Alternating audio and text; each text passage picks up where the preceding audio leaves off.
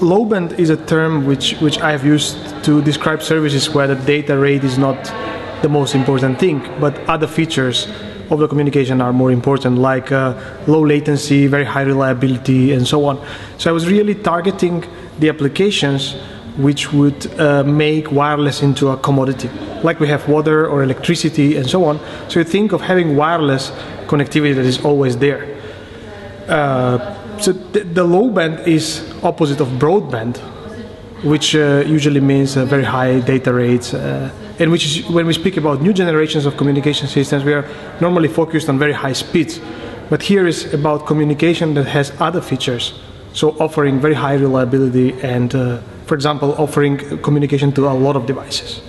For example, now in one mobile tower where we communicate with our mobile phones, at the same time we can connect 300-400 users approximately. But if we have sensors or meters, smart meters that are connected directly to that, then the number in one cell could be 10 or 20,000 even. So we have an order of magnitude of difference. But then also this is a massive communication in a local scale, you can say in one region. But you can also think of the massiveness that will be brought by Internet of Things, where, let's say, 50 billion devices by 2020 will be connected to the Internet.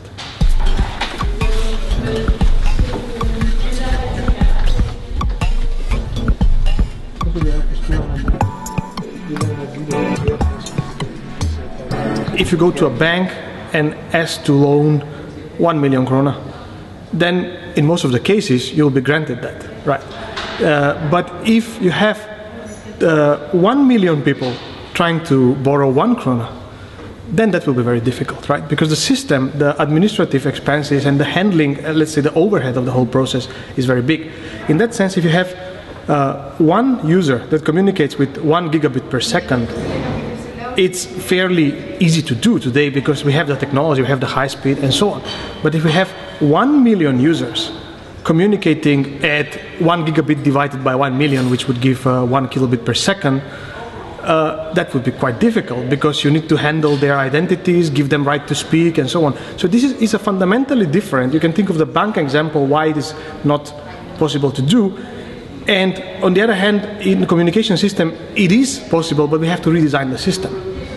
So basically, we have to take care to design the parts of the system which have not been designed well before, like identification of user, packaging of small data, and so on.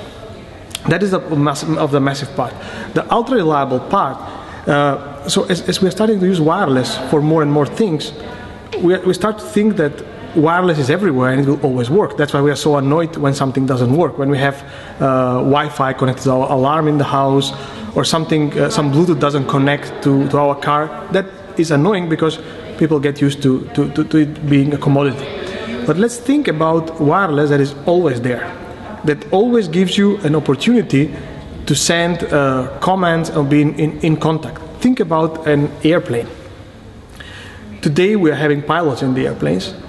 But in principle, if I can have extremely reliable connection from the ground to the airplane, and I can guarantee that it will be alive 99.999% of the time, actually more alive than I can agree on the psychological condition of the pilot, which sometimes is the case, then I would say, well, I would trust more the pilots who are on the ground compared to the single pilot or the co-pilot who is in the airplane. So if you have this notion of very reliable connection, you could redesign some services that you have today to something completely new. I'm not saying, we are still not at the stage. I would personally not fly in an airplane where there's no pilot today. That's why I think this is very challenging to make wireless system that is going to make ultra reliable systems. My project will not deal with wireless for radio communication for pilots or satellites. Actually, it's going to deal with something which is closer to the everyday, which means we have a car-to-car coordination where we would like to have the cars not to coordinate with each other, communicate wirelessly, and now think of cars that are coming to the traffic crossing where there are no traffic lights, but the cars talk to each other, they coordinate, and they cross the traffic crossing without collision. Would you do that today with today's SMS and Wi-Fi? I guess not. I would not do it. And this is why we think this is challenging to redesign the systems in this way. Så jeg kommer også loddet.